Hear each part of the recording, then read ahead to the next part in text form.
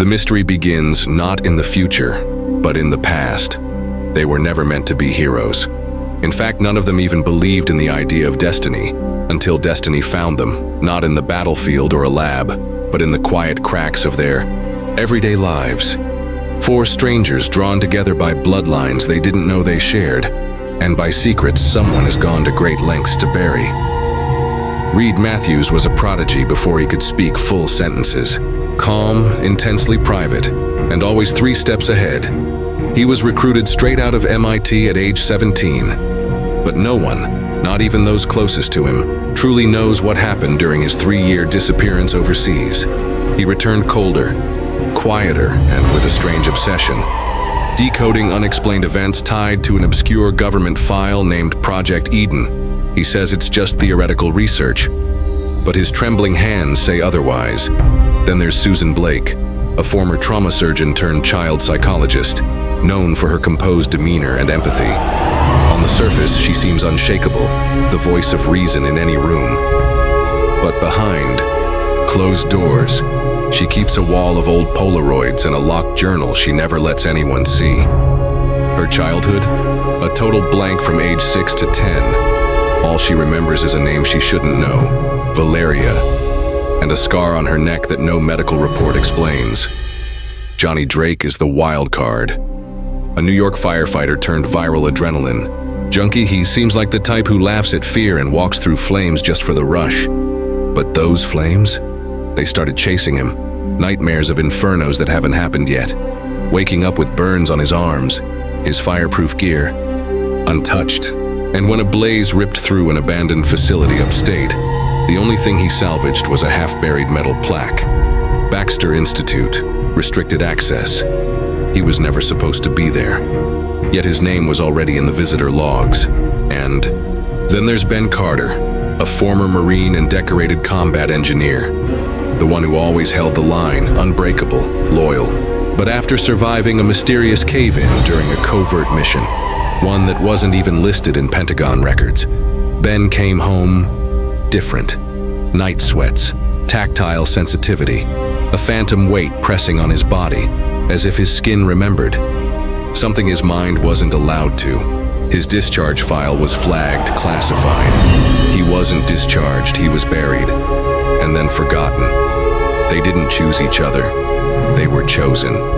Pulled by strings that reach decades into the past, across experiments, memory erasure, sealed vaults beneath false identities, and the collapse of a project that may have given them abilities the human body was never designed to contain.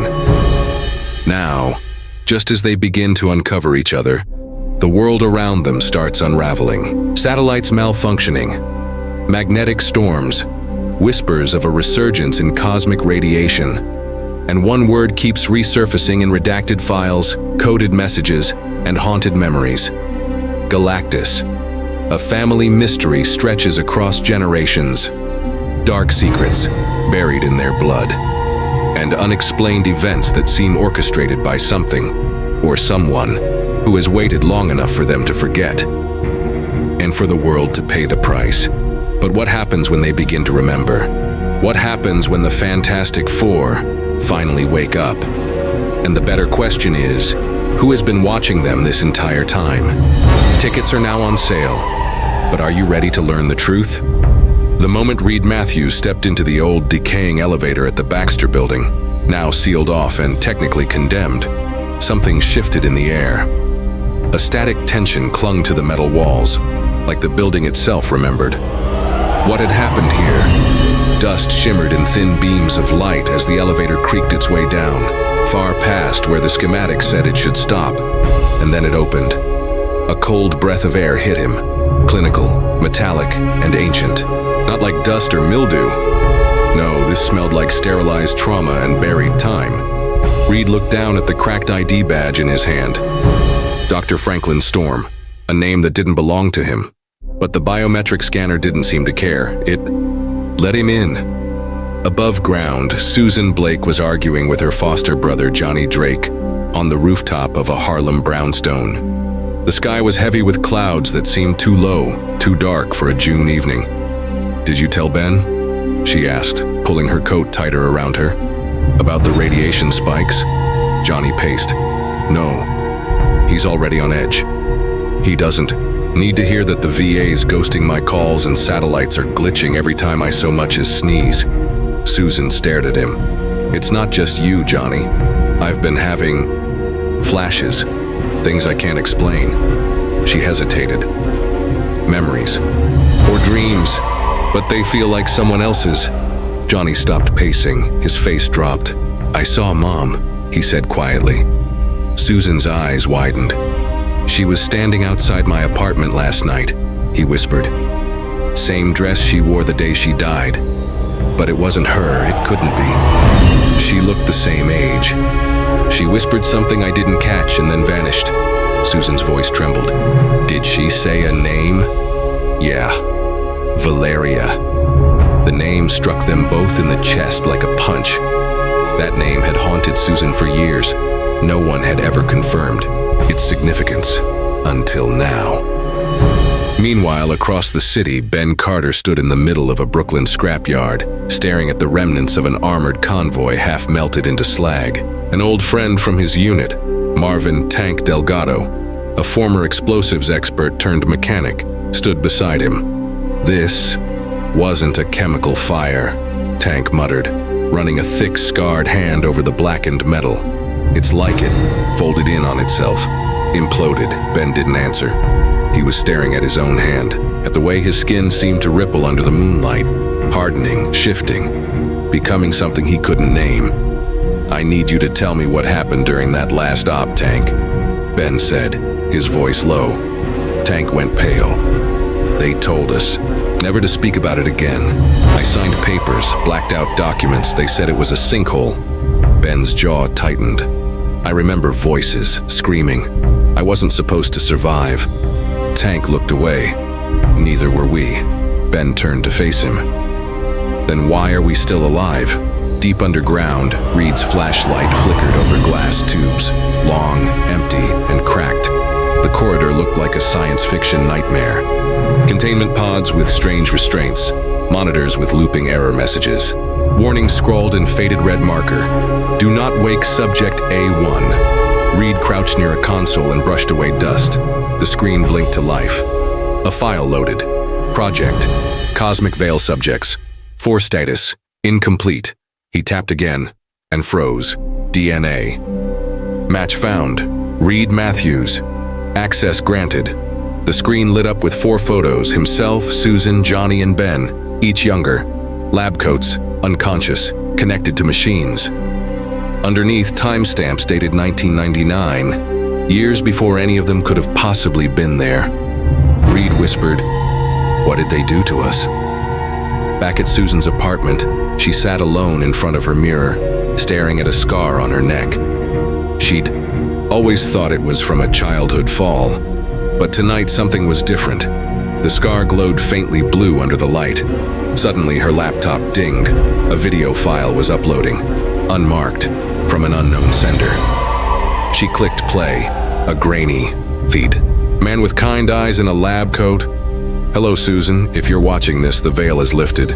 Your memories are returning. I'm your real father, and you were never meant to forget." The screen glitched, then static, then a final line. Before the screen cut to black, "He's coming back, and he knows who you are now." All across New York, clocks began stalling. Power flickered. A low hum vibrated through the city's core, just beyond human hearing, yet felt deep in the bones. Somewhere beneath the ruins of the Baxter Building, an ancient containment seal cracked. The real enemy wasn't waiting to find them. He'd been waiting for them to find each other. So ask yourself, what if the dark past you've been running from was engineered into your very DNA? The unfolding mystery is just beginning, and this time, not even the Fantastic Four may be ready for what's coming next.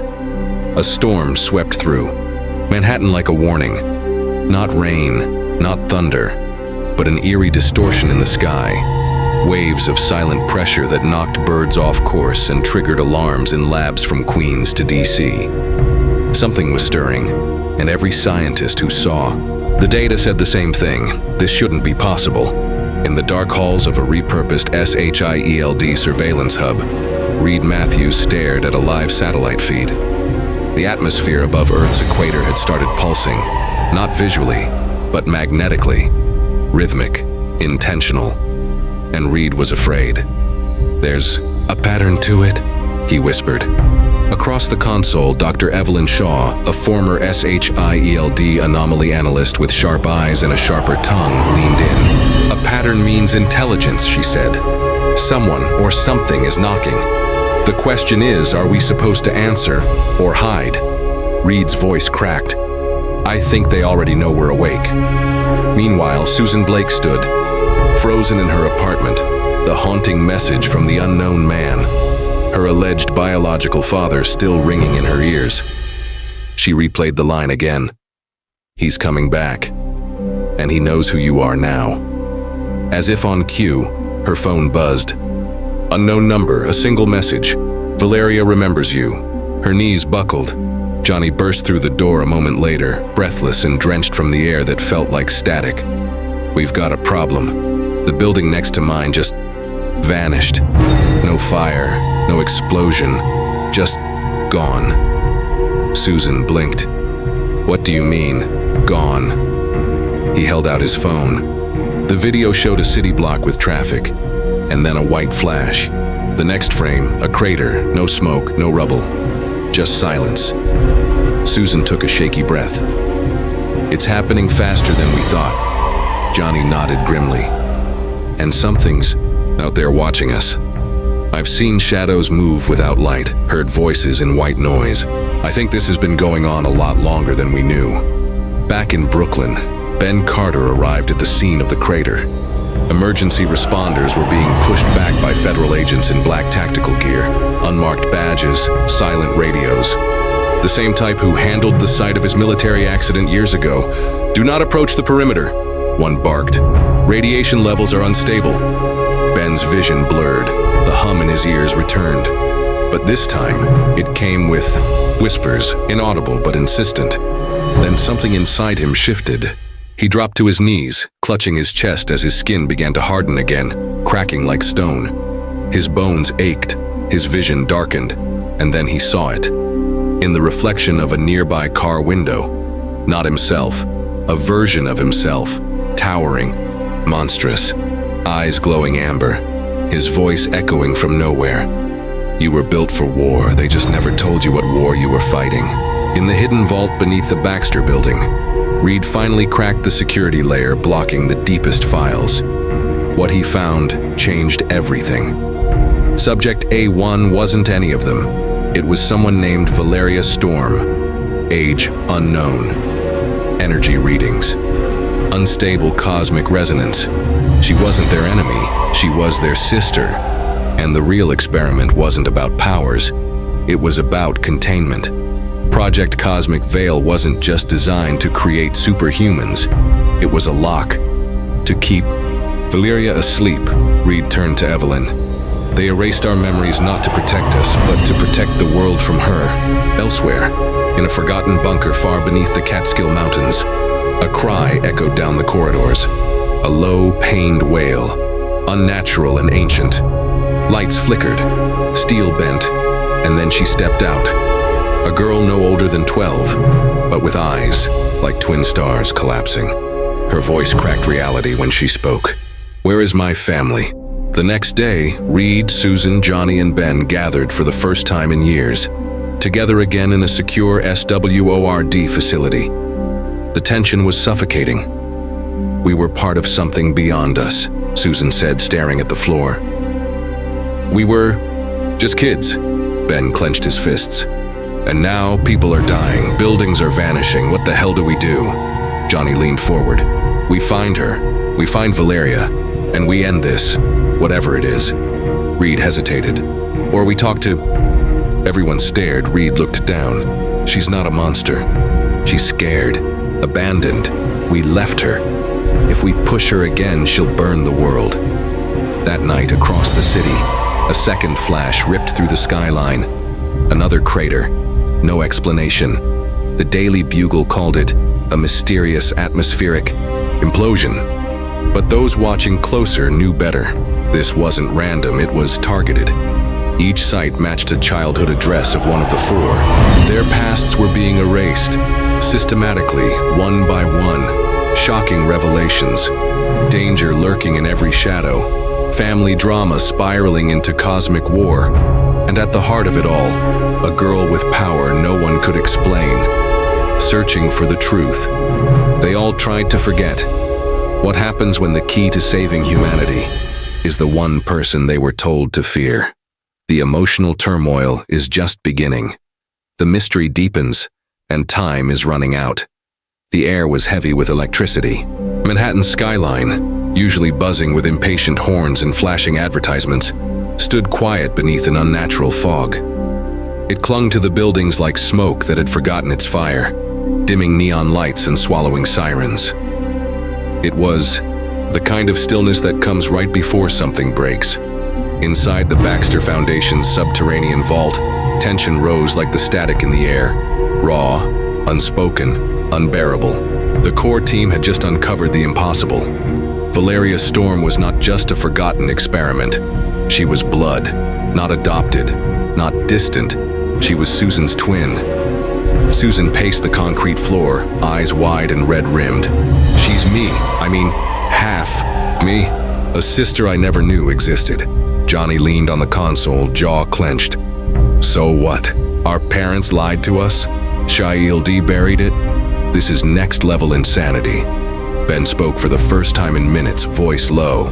What if Valeria's not the only one? Reed closed his laptop slowly, swallowing the truth he had kept hidden for days. He exhaled. I need to tell you all something. Dark secrets uncovered. Reed's voice trembled as he continued. When I cracked the Baxter encryption, I didn't just find info on Valeria. I found something else. A file marked Override Protocol Zeta. It documented a contingency, an emergency failsafe. He paused, forcing himself to look Susan in the eyes. It wasn't to stop Valeria. Susan frowned. What was it for then? Reed's voice was barely a whisper. It was for you. The room went silent. Susan staggered back. What are you talking about? Reed stood, pulling up the digital files on the screen. Susan, your DNA sequence shows a dormant anomaly. Something fused during the original experiment. Valeria wasn't the only one altered. You were too. You just haven't activated yet. Johnny shook his head. You knew this, and you didn't tell her? Susan's voice was shaking. Reed, what did they do to me? Reed looked sick. You weren't just part of the test. You were the control, the tether. If Valeria ever broke containment, you were designed to stop her, or end her. Unexpected betrayal. Susan's fists clenched. So I'm a weapon, not a person. You kept this from me. I was trying to protect you, Reed shouted, chest heaving. I didn't want to believe it. But now that she's waking up, your connection could be the only thing keeping her from tearing the world apart. Johnny stepped between them, rage in his eyes. She's not your tool, Reed. She's our sister. And what happens when she becomes the threat? Reed countered. Are you ready to let the world burn because we feel bad? Ben looked away, his massive hands trembling. That's when the lights flickered. A low, pulsing hum began to echo. Through the walls, not from the city, but from inside the facility. Alarms didn't blare, they didn't need to. She was already here. Above them, the reinforced ceiling cracked with a single echoing boom, and then silence. A drop of water fell onto the console, sizzling into steam. From the shadows emerged a girl no older than 12, floating inches above the ground, her hair moving as if underwater. Her eyes glowed like eclipsed suns. Valeria. She looked directly at Susan. Sister. High tension, Susan froze. The girl wasn't angry. She wasn't smiling either, just watching. Searching. Johnny whispered. How did she find us? Valeria tilted her head. You called me. You always do, when you're afraid. Reed stepped forward cautiously. Valeria, we don't want to hurt you. Her eyes flickered. That's funny, because the last time we met, you did. Suddenly, a vision hit all of them, like a collective memory unlocked. It wasn't a dream. It was real. The lab. Screams. Young versions of them. Blinding light. Scientists in panic. Eid holding a containment remote. Susan screaming as Valeria was dragged away. And a voice. One of the lead researchers. She's too unstable, shut her down. They hadn't forgotten Valeria. They had betrayed her. Cliffhanger moment. Susan clutched her head, gasping. No.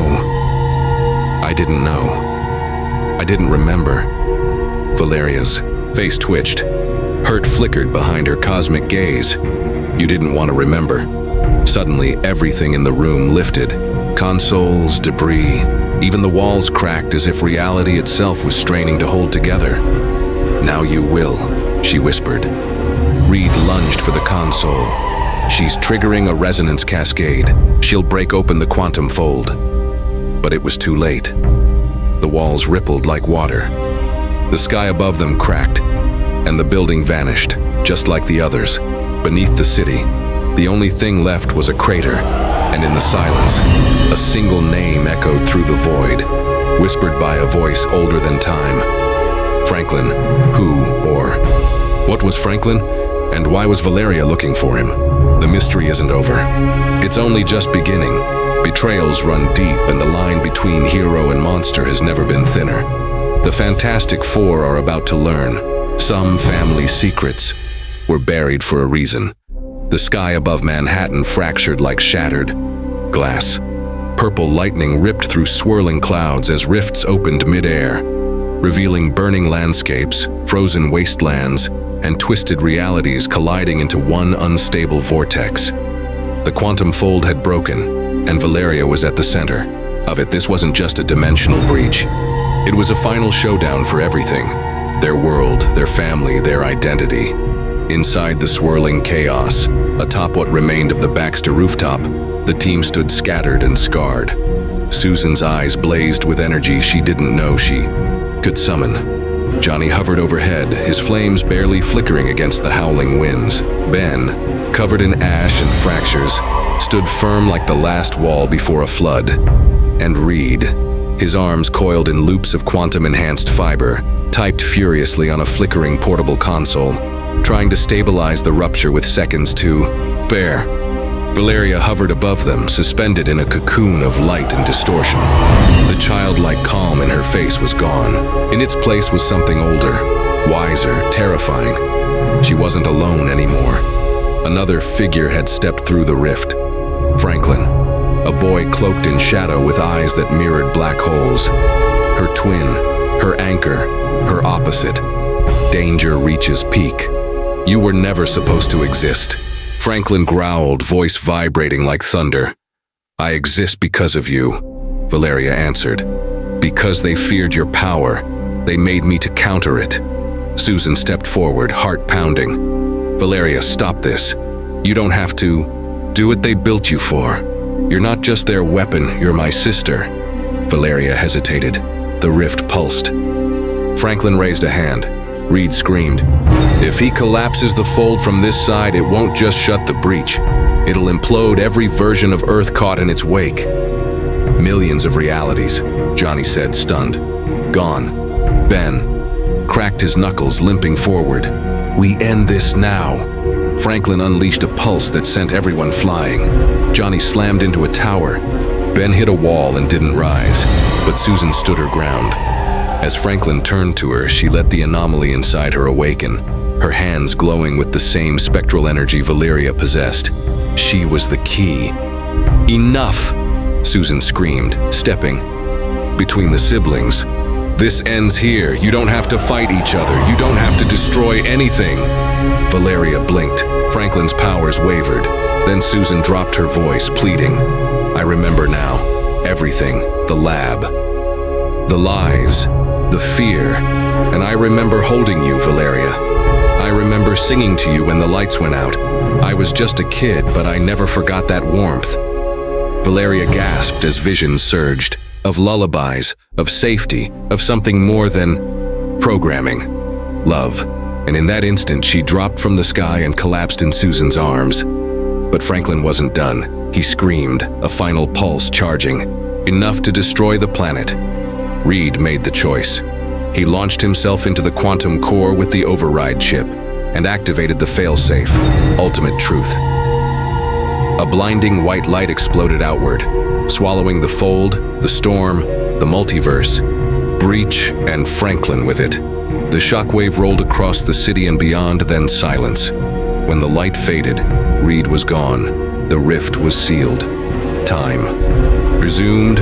Emotional climax. In the crater of the Baxter building, Susan sat in the rubble holding Valeria, tears falling silently. Johnny landed next to her, his flames extinguished, and placed a trembling hand on her shoulder. Ben limped toward them, his massive frame casting a shadow over the ruins. "Where's Reed?" No one answered. Only the wind replied, carrying a quiet hum that echoed with Reed's final words, now embedded in the city's silence. "Protect her, and remember, being fantastic isn't about powers, it's about heart." Moving. Conclusion. Weeks later, the city healed. Memorials were lit across rooftops. A bronze sculpture of Reed Richards, arms outstretched in defense, stood tall in the park below the rebuilt Baxter Foundation. Valeria now lived with Susan. No longer an anomaly, just a girl. Quiet, kind, still learning how to dream. Johnny took up speaking at high schools, teaching kids that science, curiosity, and courage could coexist. Ben returned to working with first responders, not as a superhero, but as a rock, steady, reliable, human. And Susan, she ran the foundation now, leading with empathy, with truth. She carried Reed's legacy not through inventions, but through healing. Lessons learned. The Fantastic Four weren't just about bending time or surviving other worlds.